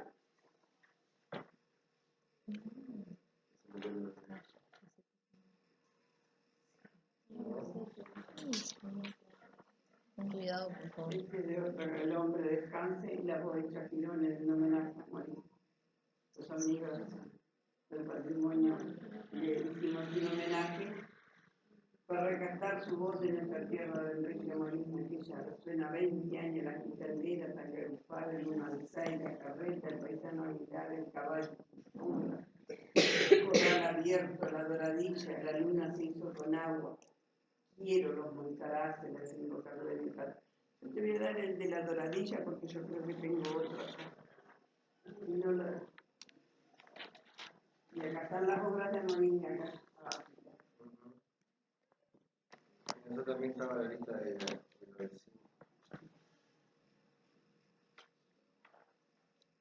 Acá está, realizada por la biografía de Enrique Morín. En 1900, el 25 de julio, nace Enrique Morín en la ciudad de Salto. Su infancia transcurre compartida entre ciudad y el campo.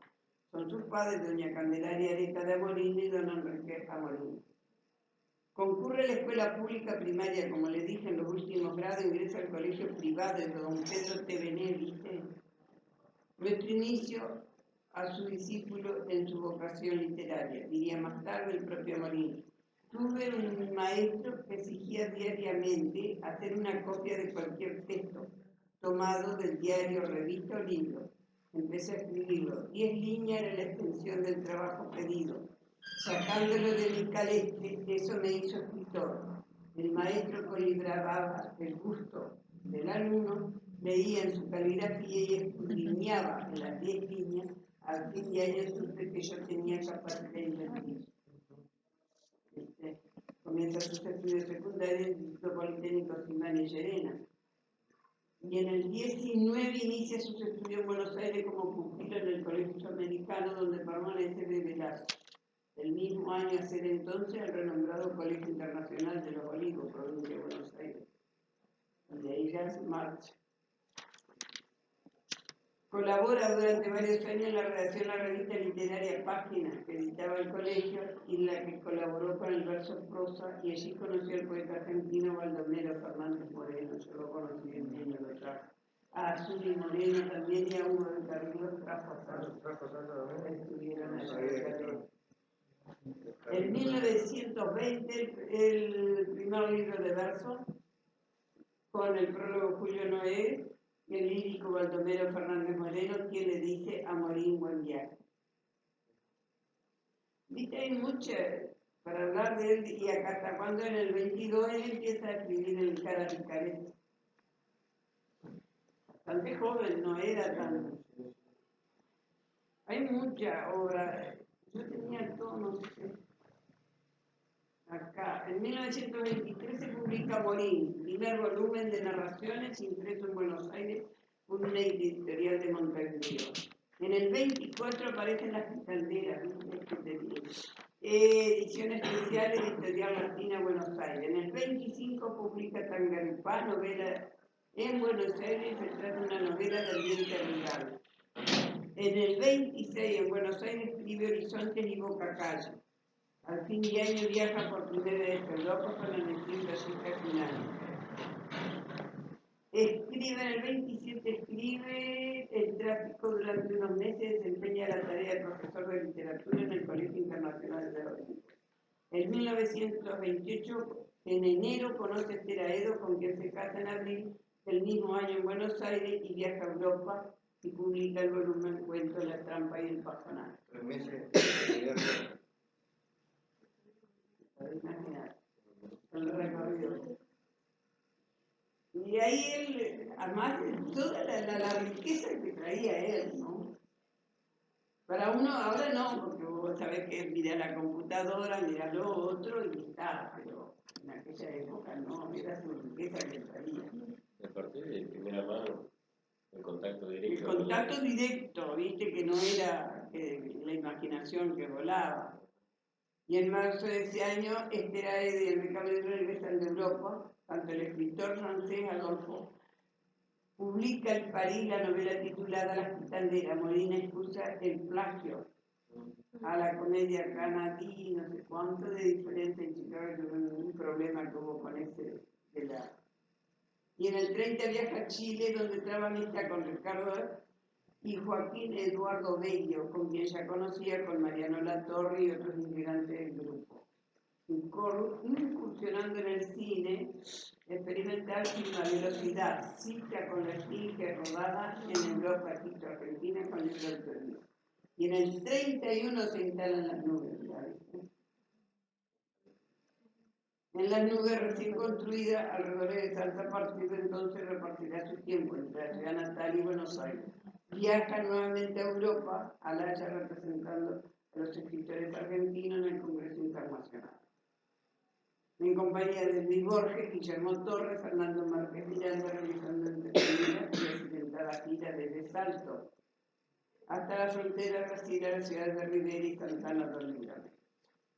Todas esas cosas porque el Benítez contaba todo con lujos y detalles, ¿no? ¿Dónde estaba? Y además venían estas personas a Salto, aunque sea por 1 o 2 días. La otra vez estaba mirando un documento, estamos tratando de reunirnos más seguido, pero a mí me va a ir siguiendo el tema de la investigación. Y habíamos visto, yo no retuve el nombre, pero lo anotaste. El aprendiz de Picasso que vino al Uruguay. El que vino al Uruguay a pintar, al pintor argentino, que lo trajo solo para pintar eso, en particular. O sea, financiado por él. Sí, Catalina. Nuestro trabajo está enfocado justamente en eso, a ver, la figura de Enrique Amorín, cuánto incidió en que ciertos productos artísticos salieran a la luz, así como hablaba de hoy del teatro de Lidia Arena, y cuánto aportó a la cultura. Esto y a la Quiroga mismo, lo que él aportó, y a veces premios que daban que él era el que aportaba, porque no había plata para la cultura, no era... A esto le costó mucho entrar y ahora mismo, mirá que no estamos cuesta, tú haces un acto cultural y le cuesta Nunca se vio como una inversión a largo plazo. No, nunca. Ni tampoco como una riqueza espiritual, porque yo lo reconozco al arte, será porque me gusta, como una riqueza, como una cosa que te enriquece, que conoces, no sé, algo muy... Como a alguien le gusta, vamos a suponer, cocinar, y cuando hace el rico postre, todo lo contrario a uno que le gusta leer, investigar y saber lo que hizo, y haber estado en contacto con esa persona, o ir a ver una obra de teatro, que ahora ya no vienen casi esas obras de teatro como traen. Pensando que no hay, no va la gente. Yo miro a veces el ballet, las representaciones que te dan en Montevideo o en mismo, y acá no. No sé por qué no va la cultura. Mirá que nosotros hace 20 años y no es una parte de la historia nuestra, el éxodo oriental, porque ahí es donde nace la parte, donde tenemos la autodeterminación nosotros, de que no nos mande nadie. Nosotros somos nosotros y no podemos esperar nosotros mismos de nadie más. Porque no fue nada agradable esa caminata de 64 días, esa gente bajo lluvia, sol, todo lo que pasaron para poder dejarnos, la parte que nos dejaron. Entonces vos decís, ¿y nadie le interesa? Es muy poca la gente que le interesa. A la gente de campo le gusta más porque por el asado, por la fiesta que ellos logran hacerlo, todo eso. Cuesta mucho, la cultura acá cuesta porque no es, ya te digo, y todavía nosotros hemos tenido bastante éxito en lo de Amorín, porque ha habido conciertos de esta gente que viene a la facultad que está haciendo, y ha ido mucha gente, principalmente jóvenes, que es lo que nos interesa, porque que yo vaya a un concierto, yo ya estoy vieja. A mí me interesa que vaya a la juventud, que sienta curiosidad, que no la siente, ¿no? Y asimismo la gente que puede venir a darte cobra. Viste, se acabó un Carlos Maggi que venía, que daba la... Cachín importante. No encontrás así. Ana Ribeira nomás está en Salamanca haciendo el otro curso. Es otra personalidad que puede hablar de Artigas, puede hablar de nuestra historia y puede hablar con conocimientos. Y ahora, escritores, hay muchos que escriben poesías y todo, pero para hacer una obra así como hacían, ¿viste? Fíjate que está en Perfiles, que creo que tiene más fama en escritores, ¿no? De poemas. Pero no trasciende tanto, ¿no? No llegan. A ver si alguno de ustedes le da por escribir. Hay tanta cosa en Salta que se puede escribir, investigar y escribir. Porque no es solo la investigación. Nosotros lo tenemos al Alberto, le decimos altísimo. Porque tú le preguntas, ¿qué había acá? Entonces te dice esto, todo. Pero no está documentado. No, él nos dice a nosotros, ustedes eso escriban, se mueren y eso se pierde. No. Mucho de lo que ha pasado tiene que ver con eso también. Y tiene que ver, no sé, tiene que ver también con esto de ver esas personalidades como gente muy distante. Pero no porque ellos fueran así, por ejemplo, siempre se van a morir, sino porque siempre se lo vio como algo que estaba más arriba, nadie intelectual y culturalmente más arriba. Entonces yo nunca estaba a la altura. No. Las nuevas generaciones tampoco. O sea, te miran como que vos sos de otro, Claro.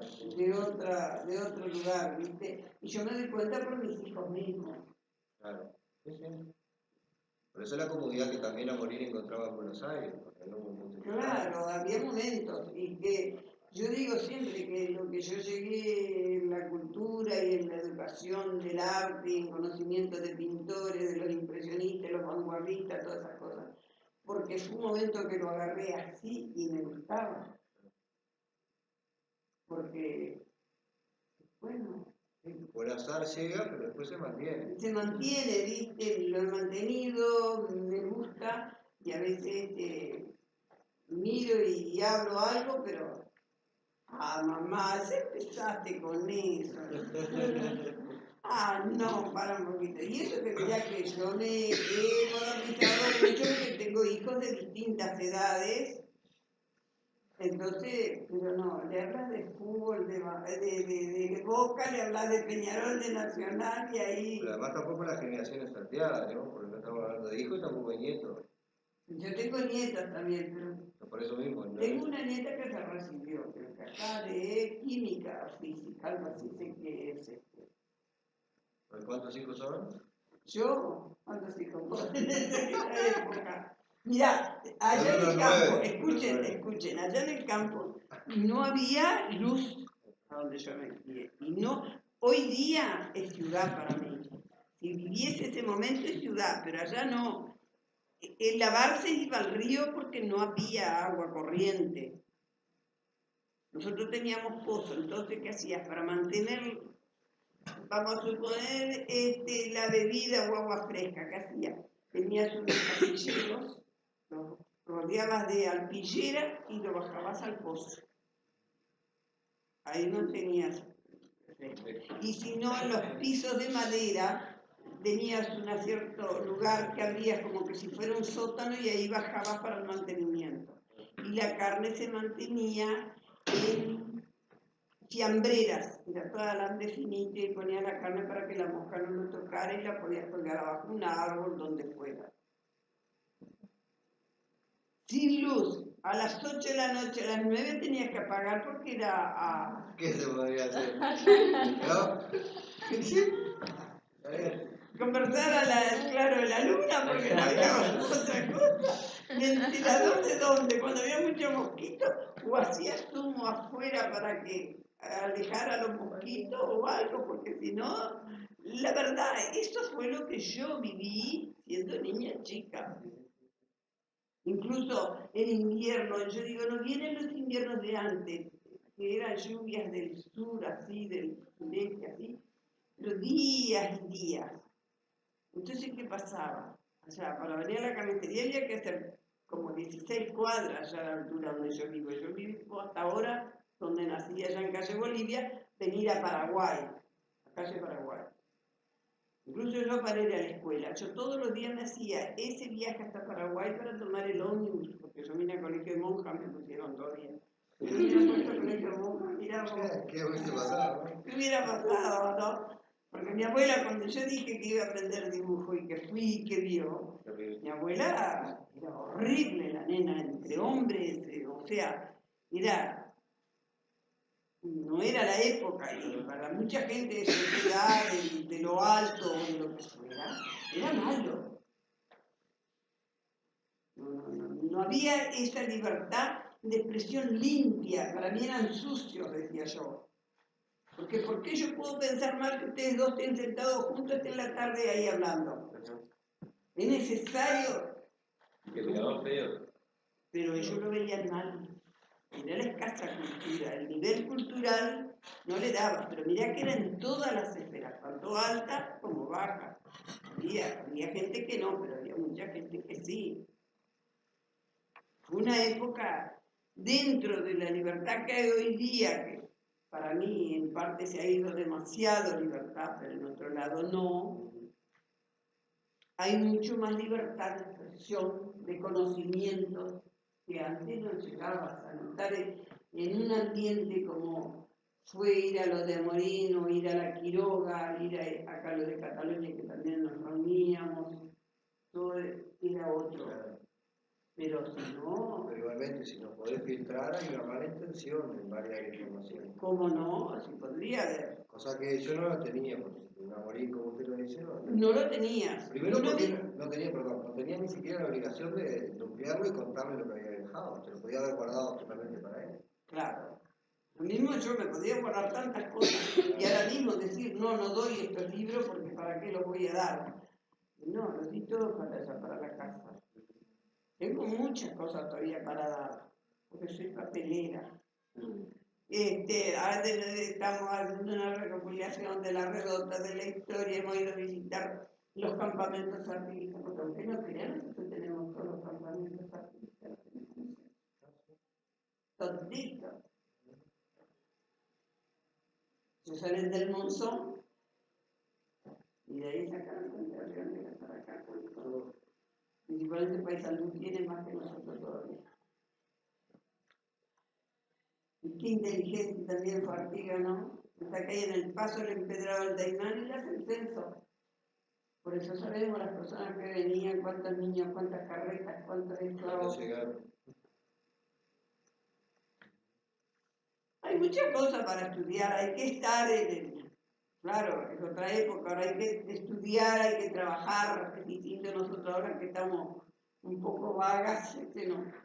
Pero en aquella época la mujer, era una chica, se emplea en una tienda, estudia para poder ir a una tienda. En aquella época no, la mujer era para la casa. Incluso porque yo me casé, mira que a mí me costó un poco la libertad mía así a estas cosas, porque y así mismo tuve 10 hijos. Totalmente, cada vez que hay una negación, mira, me estás negando la salida. Tengo mellizos también. Aquí, tú sabes una cosa que a Enrique y a Jorge no le gustaba el fútbol. No, me imagino. No. ¿Qué le ven? Decía Jorge. ¿Qué le ven? Unos hombres corriendo atrás de una pelota. ¿Qué ven? ¿Qué arte es eso? Eso no es arte. ¿A Enrique sí le gustaba? No, tampoco ninguno de ellos. Y yo a Esther sí le decía, pero Esther, es arte. Porque hay que saber patear la pelota, no es tirarla nomás por tirarla.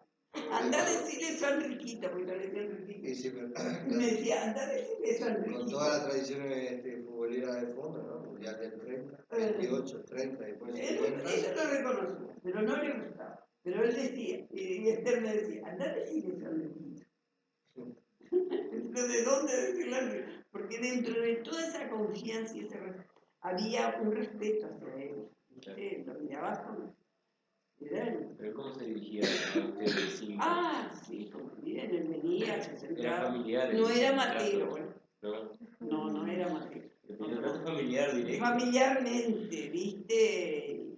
Y todo, ¿viste? Y si veías que tú necesitabas algo, vamos a decir una cuadernola en este momento, por decirte algo, él con una calidad, con una, ¿cómo te decir? Obsequiaba la cuadernola, obsequiaba el medio para que tú la adquirieras, pero sin chocarlas, ¿viste? Sin decirle, tomá porque sé que precisás, como a veces te dicen, si precisás esto, tomalo. No, eso no te lo iba a decir él. Tu mismo nivel cultural no te daba para decirlo. Ahora, a mí me gusta el fútbol, ¿viste? Yo tuve muchas peleas con él por el fútbol. Sí, tuve muchas. Mis hijos y mis hijas, el fútbol. Yo lo tengo todo repartido. Claro, pero también salieron con la parte del fútbol, no con la otra. Exactamente. Y eso es lo que pensaba que alguna de las, cualquiera de las dos mujeres, tengo dos mujeres, no. Nada. No hay. No hay caso. No hay caso. Yo tengo una colección de dibujos que dije, ahora después vamos a ver cómo se arregla todo lo de morir, lo voy a llevar para allá, dije, porque acá yo creo que lo van a... Y un día dije yo, no tenía que me enseñe nada. Y digo, mira mamá, entonces no doy ninguno de los papeles y con eso no saben nada. Casi lo mato. Porque ves que no le dan importancia, no le gusta. Aunque ellos reconocen y les gusta que mamá sepa todo eso y todas esas cosas, ¿viste? Pero no. No. Y eso todo lo adquirí, ya te digo, empezando que me gustaba y segundo lugar fui adquiriéndolo con esta gente que en ese momento era. Y Pico Muñoz todavía dice de conjunto de Pico Muñoz, Margarita Muñoz. Pues ella fue la que encontró hace no mucho entre los papeles un texto, ¿no? Un texto de Víctor Lima, que quería perdido. Víctor Lima, yo digo también, otro hombre que la sociedad no la dio así a Víctor Lima, ¿no? Y eso fue el que agarró, al sentirse que no lo miraban, porque tú no lo mirabas. En esa época, una chica como tú no lo iba a mirar a Víctor Lima, más tus padres te prohibían, porque era un bohemio.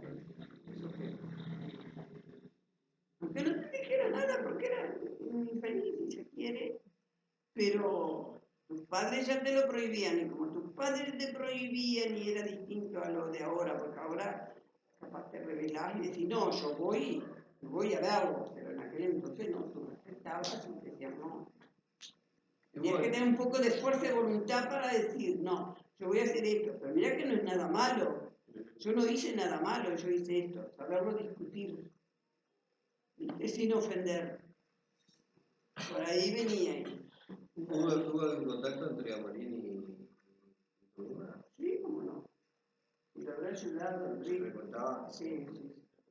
Él, Taborda, otro hombre. La Taborda fue muy seco. Taborda era mi hermana feliz. Yo la tengo patente a Felisa subiendo el repecho de Zorrilla cuando venía la tenía a la biblioteca.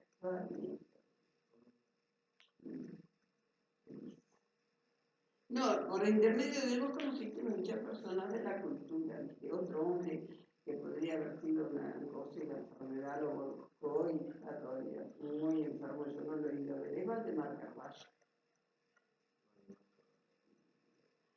El profesor, como eso te digo, ¿viste? Ibas conociendo personas que te iban inculcando, porque preguntabas y te decían. Era completamente distinto, no teníamos esa maquinita. Aunque ahora yo voy a comprar una. Yo entiendo, viste, que es un futuro, es un adelanto, te podés conocer muchas otras cosas, ver otras cosas, comunicarte con otras personas que no precisan, que tienen su cultura, porque cada uno, si tú vas, vamos a suponer a Chile nomás que va, que es cerca. La gente de ahí tiene otra cultura que no tenemos nosotros, completamente distinta. Allá no te tiran un papel en la calle, porque tú que venís atrás mío, me decís, señora, se le cayó un papelito. No tiraste el papel. ¿Viste? Como eso, muchas otras cosas. Igual vas a pasar y lo primero que haces, el muchacho te da lugar. O señor, lo que sea, te da lugar. Es otra. Por eso te digo, cada pueblo tiene su cultura. Acá nosotros, yo en mi caso, y si Tobita, yo Minata, que se va quedando porque Peralta murió. Para los otro día se le hizo el homenaje a Lassi. Lassi vino de Cabello cuando vino, era Que vimos la pintura que vimos, Sí, como Lassi.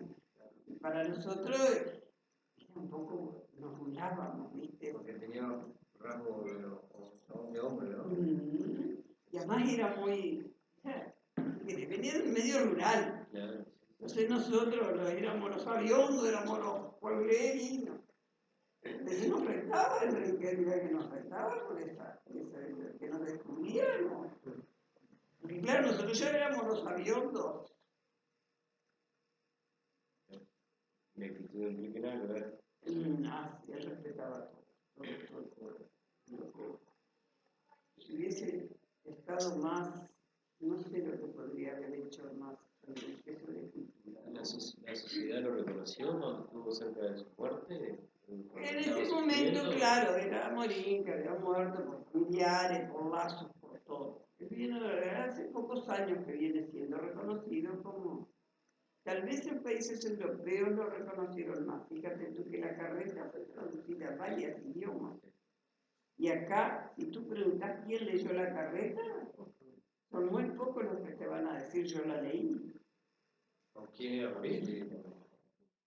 Y hay gente que no. Bueno, aparte que asocia, ¿no? De la casa que tenía allá. Sí. Pero digo, todo ese... Esa obra, ese convivir de él, de ser, no ser egoísta, como él decía, que no se podía ser egoísta. Y él mismo no era egoísta, ¿no? Dentro de sus conocimientos, todo lo que ella estaba al alcance. Ya te digo, cuando ahora se hacen los peluches, en aquella época se hacían de paño. Cuando la inundación del 59, en noviembre por ahí se empezaban a hacer los juguetes de paño, los ositos, las muñecas, unas negras de patas largas y eso, para llevarlas a los niños de los barrios. ¿Viste? Todas esas cosas se las aprendí con el perro. Eso fue una cosa que las aprendí con ella, a rellenar, a todo ese trabajito que se hacía. Yo traía retazo, todo, tenía los moldes, todo. ¿Viste? Como eso, muchas otras cosas que aprendiste con ella. Era una persona muy culta, ¿no? Además, por sus viajes a Europa mismo tenía hasta otra manera de expresarse todo, lo que no es. Y lo de Lorca fue lo más.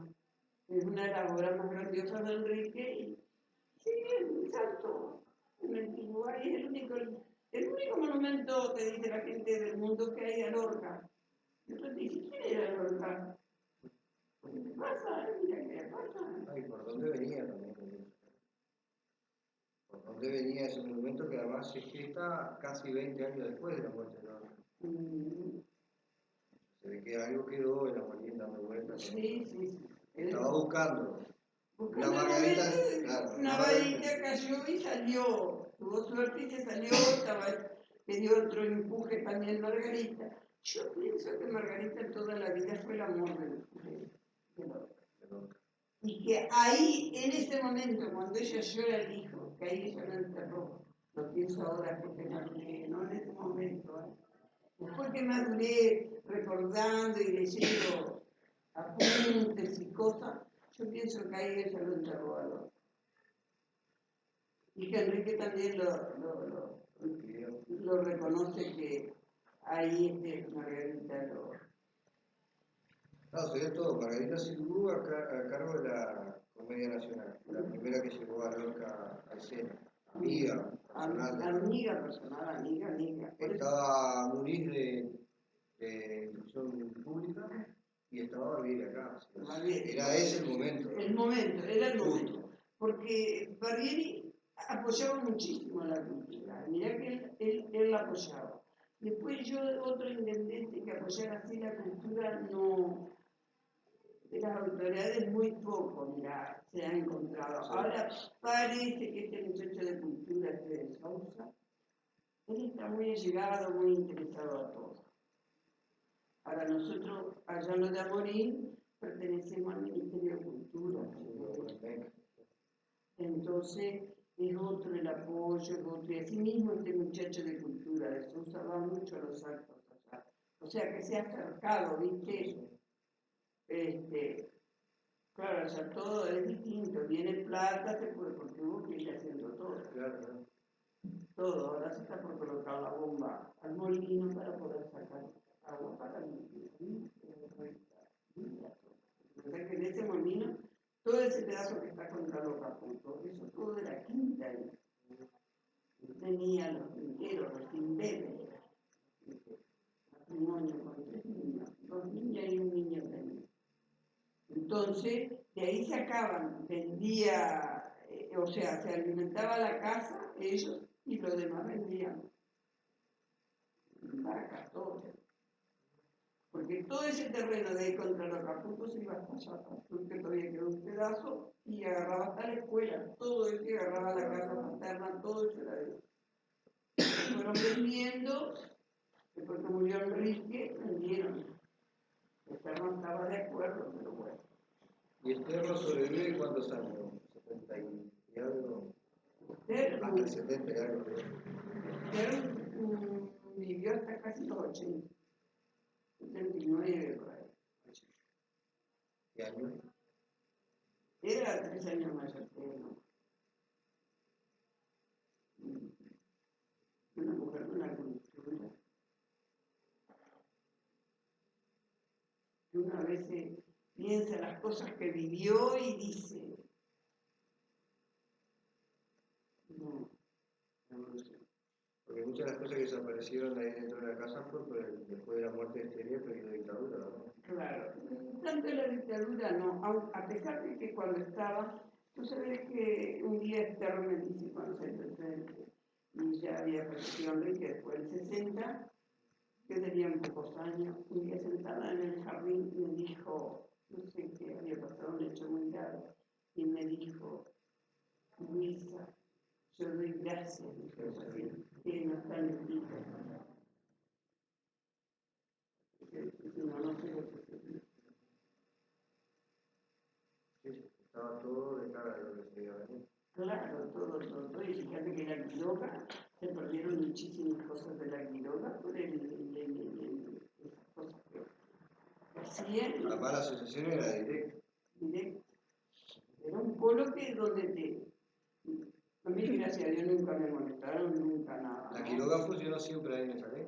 Siempre ahí. Después, cuando fueron a deshacer, que compraron ahí, pasó a la Humboldt House, ¿te acuerdas que en Casa Uruguay, del Uruguay para abajo, la casa que era de los Castaños? Viene frente a la Plaza 33, la Humboldt House, una institución alemana que tuvo muy poco, no tuvo apoyo tampoco, muy poco tiempo. Acá las que tuvieron apoyo fue la Alianza Francesa, acá el inglés, el anglo, y después ya no. Ahora que salió acá los italianos que salieron, que enseñan portugués, enseñan inglés y otras cosas más. La sociedad italiana. Ahí los italianos han puesto un poquito más ahora. Pero si no, y ahora que viene el inglés en las escuelas. No. El portugués. Ah, el portugués también. Sí, yo estudié portugués ahí en la Alianza Francesa, que está el CEDRA también, el Centro de Estudio de Brasil. Pero el día la condecoraron a... Sí, ¿cómo es? Siempre cruzaba, ¿verdad? Porque tenía, Sí. pero sí. No es tanto. 40 años. Carmen, ¿no? Sí. La El padre directora fue uno de era- los viticultores. El padre fue uno de los viticultores. Porque dice que la tierra acá es muy... Porque ahí donde ustedes ven el Parque Arriague, todo eso eran plantaciones de viña. Ahora están las cajas, ¿no? Una lástima.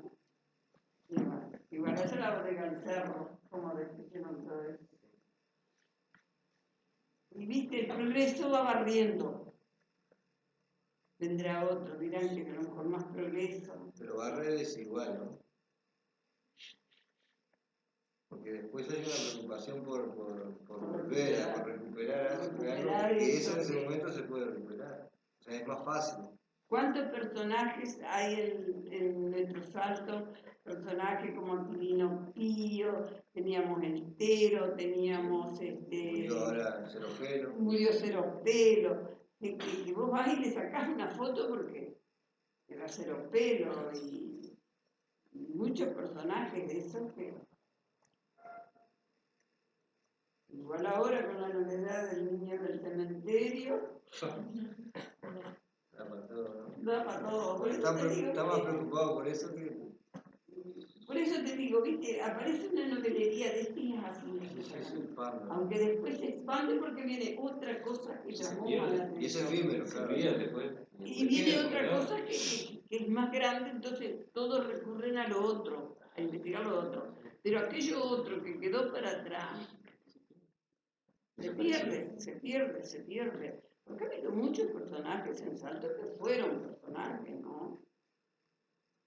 Bueno, quedamos con un montón de nombres más para ver si podemos investigar un poco más. Entonces, la primera, ¿cómo era? Nunca me acuerdo de la sigla de la primera escuela de arte que viene, porque le tiene que cambiar el nombre. Claro, la primera escuela de arte, que es la Asociación Horacio Quiroga, filial a IAPE, la IAPE en Montevideo era comunista. Entonces era mal mirada, se le saca la filial a IAPE y se le pone Asociación Horacio Quiroga, Taller Pedro Figari. Ahí entonces la gente un poco más respetó, que no iba. Les cuento una anécdota. En Calle Uruguay. Nosotros íbamos, y en una de esas sentías cuando decían, ella es comunista. Como la Quiroga era comunista para ellos, era comunista, y digamos, mucha gente de la cultura, que eso a mí siempre me llamó la atención cuando era más joven, porque toda esa gente de la cultura era de izquierda. A mí me llamó la atención. ¿Viste? Tú lo consideras a Enrique como una personalidad.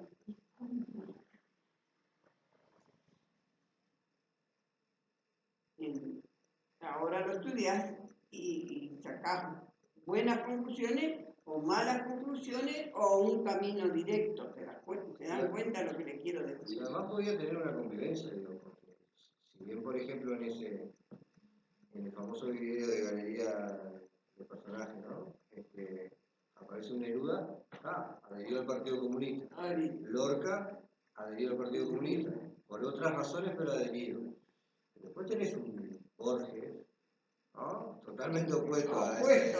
Claro. Tenés un Cándido Portinari. Y claro, podrías tener un Nicolás Guillén, es más entendible.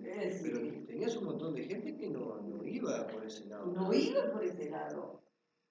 Y sin embargo se daba, se respetaban, todos se respetaban.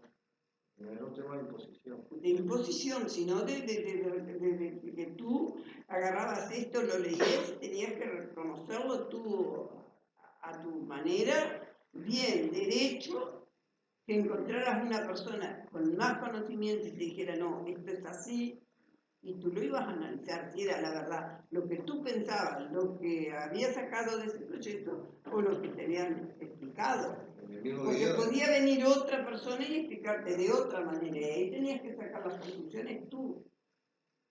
¿Viste? Era una época un poco difícil para todos. compartir un asado con alguien mismo, por todo lo que representaba, ¿no? Y lo que se representaba como posición.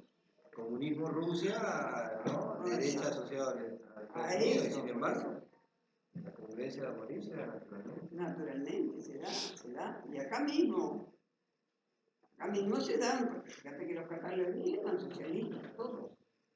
Y todos estaban pegados. Estaba Preve, el oculista, Preve que era colorado. En verdad estaba todo. Y justamente esa semblanza de la defensa marcaba que era un pueblo sumamente colorado en defensa de los blancos. De los blancos. Por eso te digo, todo había un conocimiento a la cual tú te ibas asignando una cultura, pero de libertad. ¿Te das cuenta? Yo no te iba a imponer de decirte que si yo era, vamos a suponer, blanca, que eran mejor los blancos que los colorados, ¿no? Trataba, si podía, hacerte reconocer que este personaje fue mejor que el otro, sí, lo reconoces. Yo en cultura, para nosotros, Barbieri fue fue un tipo impulsivo. Él decía y hacía. ¿Viste? Y nosotros tuvimos un poco más de éxito porque cuando vino Valle, que bajó la estación noroeste allá abajo, fue a visitar la Quiroga. Ahí fue donde nosotros tuvimos un poco más de alce porque vino otra personalidad que no era de las mismas ideas, ¿viste? Es como... tú tienes que escuchar las dramas y tratar de analizar, siempre teniendo un eje central que sea concreto, que no te diga esto ni el otro. Si bien te dice esto es así, que te explique, si hay una encrucijada, como muchas veces la hay, y ahí tú te analizas y tú sacas los conocimientos. Sí, porque el gran peligro es cerrarse a una idea sola. Me lo dijo fulano y está. No, investigar, porque no puede tener, no todos tenemos la verdad, ¿no? Aunque nos creamos que todos tenemos la verdad. Puede ser que no, porque yo puedo tener el concepto de Amorín, que era esto, el otro dadivoso, al arte, que no era todo eso, pero tú puedes tener otro conocimiento y decir, no, no era así. Y a partir del contraste sale una interpretación propia. Claro, una idea propia es tuya. Lo que pasa es que hay que en eso buscarla, interpretarla y tratar de analizarla e investigar. Acá lo que se busca es la investigación, ¿viste? Lo mismo los artilleros, toda esa gente que vino. A nosotros la gente que vino todos, si bien nos dio otros conocimientos de trabajo, como los constructores, como Ingarnizi, como todo eso, nos dio un conocimiento, pero nos tapó lo nuestro. Los conocimientos del hombre de campo, todo eso lo tapó. Ya que de por sí son los naraganes, los indígenas, ¿no? Sí. Porque acá la poca cultura que tenían era la gente que venía con la civilización de los jesuitas, que fue el error más grande del de los jesuitas. Era lo que le daba el conocimiento. Los charrúas más eran ojos. Eran pocos los charrúas. Bastante poco. No eran. Le damos más nombre que un mote y otra cosa. Bueno, pero yo también se lo buscaban, ¿eh? Claro. Yo se lo buscaban. Ahora, ¿cómo se hicieron amigos de Artigas? Yo digo, no. Pensé que cuando las grandes fechorías de ellos, las autoridades de Montevideo lo buscaban al padre de Artigas para que fuera a dialogar con los caciques. Porque Artigas también estuvo del otro lado. No, eso venía ahí. Ahora yo te digo otra cosa, ¿no? Que todos dicen la meseta Artigas, qué lugar, cómo eligió este lugar la meseta. Pero para mí fueron los indígenas. Tenían el punto estratégico. Ellos te conocían las picadas y todo. Ahí en el Uruguay más hay una picada que cuando los asaltó, ellos tenían por entre el monte, todo con piedra, las calzadas, todavía existen. Vas a tal lugar y tienes que caminar un rato en el campo. Tienen por dentro del monte las picadas para salvar a la gente, principalmente mujeres. Ya que primero los persiguió, ¿no? La matanza que hacen Corral de Piedra. Era el prototipo de Juan Enrique. No tenía sus. Ahora, para la cultura, era que uno lo aprendió con él y va amasijando otras culturas que vienen y de todo, pero fue su época, ¿no? Una época en que no había. A que le gusta el arte. Lindo pintar, lindo dibujar. Ya que después te crías muchas imaginaciones y haces cosas que te parece mentira que las existen. Nosotros, viste que se terminó, también teníamos las exposiciones en el Salón de San José, las exposiciones en los salones del interior. Entonces se terminó, ahora viene la Bienal. Vos mirás.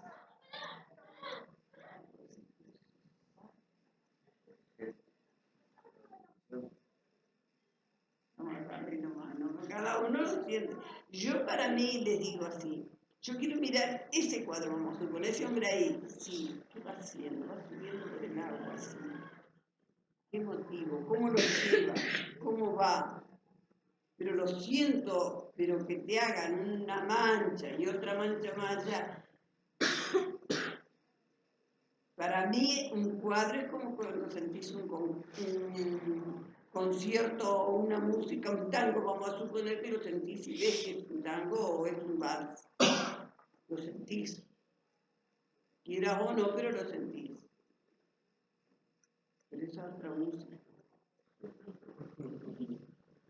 Igual, como te digo, la pintura, ¿no? Son distintos. Depende también cómo te enseñaron, cómo lo asimilaste y que te gustaba, ¿no?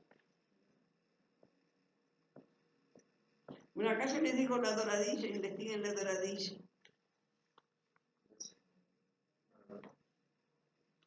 La doradilla. La historia esa, ¿no? Si habrá observado, ¿no? Para hacer eso. Porque Carlos Cerro en la estancia Taca del Palo hace eso.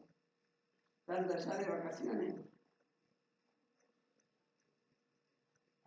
Después cuando yo lo lean, a ver qué conclusiones sacan de eso. De la doradilla. Bien, algo más. ¿Trajeron algo para compartir y todo? Sí. ¿Lo vamos a aprovechar? Y bueno, a ver qué más, ¿no? A lo mejor ellos quieren hacerme una otra pregunta y yo les puedo contestar. Bueno, pero podemos hacer las dos cosas al mismo tiempo.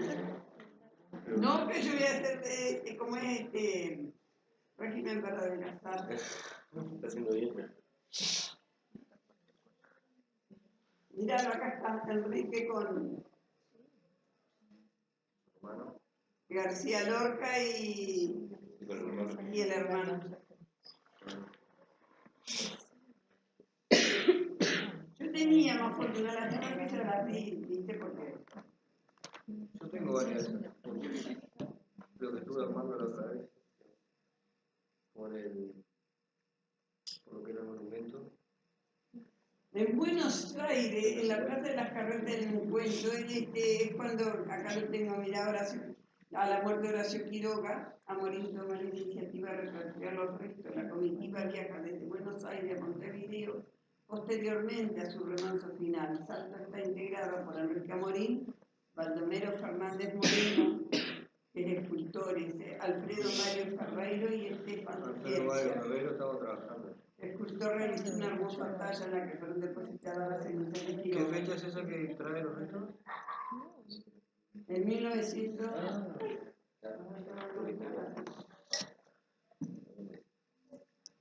No, se publica la cuarta edición de la carreta. Se publica la historia de Amor Cuento en Santiago de Chile. En Buenos Aires se estrena la película Kilómetro 111, un libro de Enrique Amorim. En 1939 viaja a Estados Unidos y Canadá para representar a escritores. Así que tiene que haber sido 38. En Los Ángeles se interesa por la producción de la Azul. 37 muere Quiroga, y esto ha sido 38.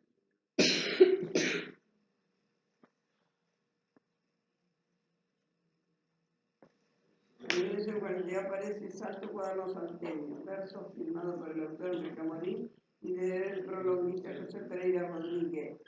Y la ilustradora Estela Edo, producido de su venta, sería donada luego a la construcción al hospital Dr. José Lino Molín, que fue uno de los que le ayudó muchísimo al hospital Pamiano. ¿Estás de acá? Sí. Pepe Arias, Ángel Magaña, Delia Garcés, José Libertad Lamarca, María Duval, Enrique Muñoz. Faría fueron, entre otros, que integraron los respectivos elencos, las obras de teatro.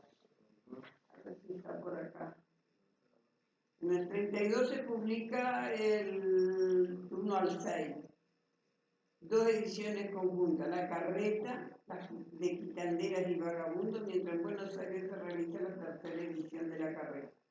En el 34, enero, conoce a Federico García Lorca, en el 34 lo conoce, con quien volverá a encontrarse en Buenos Aires. Aquí Enrique Amorim firma el instante en que el gran poeta español entrega al señor Reforzo, esposo de la actriz Lola Nemrides, los originales de Boda de Sangre, publica El Paisano Aguilar, una novela de ambiente rural. Y en el 35 muere en Salto doña Candelaria Eleta de Amorim, al tiempo que nace su primera y única hija Liliana. ¿Qué Candelaria Amorim? Es la madre. Es la madre. La madre. Es la calle que designaron a la entrada del parque, ¿no? En la entrada del parque. Por la entrada. Y ahora por atrás de la salida del chalet hay una cortada de esas calles cortas que se va a llamar Estela Edo. Ah, ¿verdad? Sí, porque se hizo un teatrillo atrás. Sí, eso digo, no digo. Bueno, ese se llama Estela Edo. Y en el 36 viaja a Europa y entrevista a Julio Dante en Portugal, y aquí va a la carrera viadosa. Y a Francia. Durante su visita a Madrid, poco antes de la Guerra Civil Española, se encuentra nuevamente con su amigo Federico García Lorca, una de las primeras víctimas de lucha contienda. Y en Buenos Aires Amorim ejerce la vicepresidencia de la ciudad argentina de San ¿Pasó? ¿Quién lo pasó? ¿Chile? Shirley. ¿Ya? ¿Cómo mandar este lado? No queda agua, nada, no, pero... En el 27 aparece que no quiere decir que no agua, que no gastó, ¿vieron? No, pero traje agua de acá. No, si esto es para pagar. Ay, que no seas malo, ¿no? Yo comienzo. Bueno, yo les traje todo, si hay algo más que preguntar, acá está sin la sonrisa en la nube, en el 53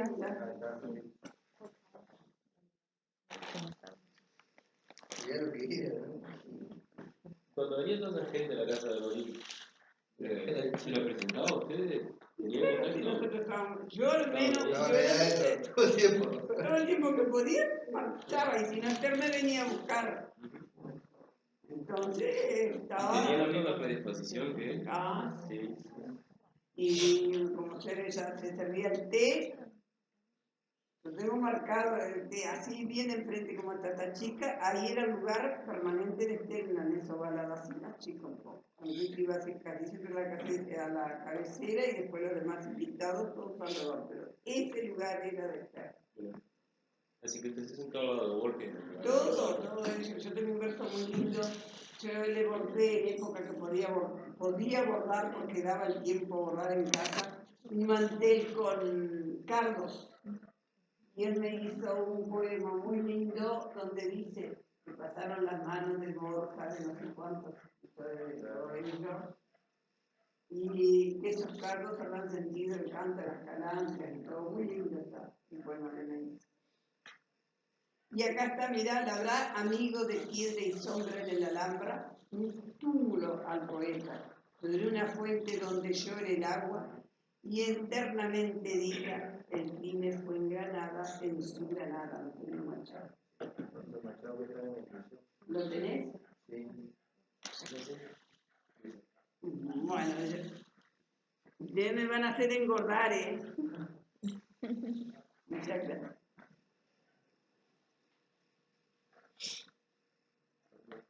Él hizo muchas obras. Tienen 47 saludos del Partido Comunista.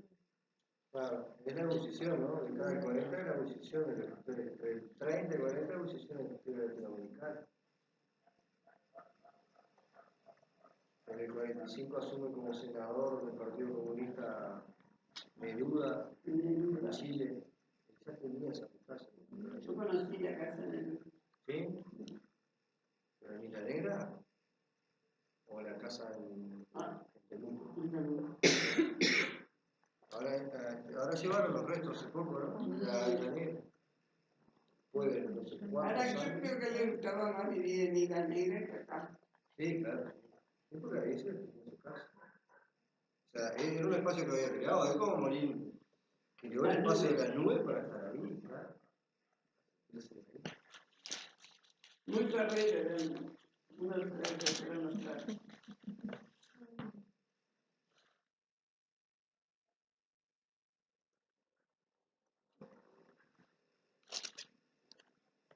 En Montevideo se encuentra con Nicolás Guillén.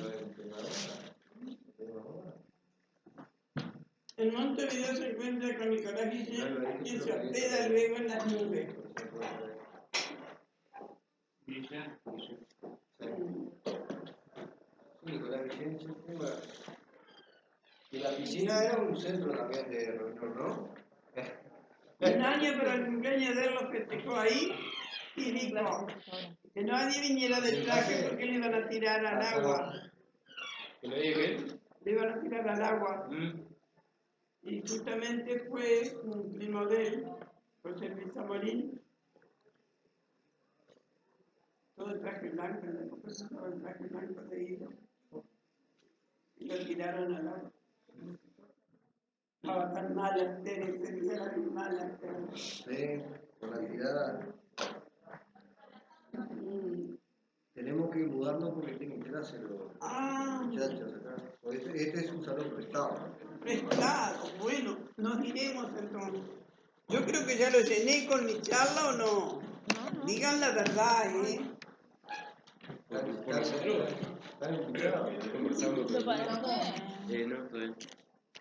No, si yo lo llené, ustedes díganme, no, si quieren preguntar algo, que si yo sé.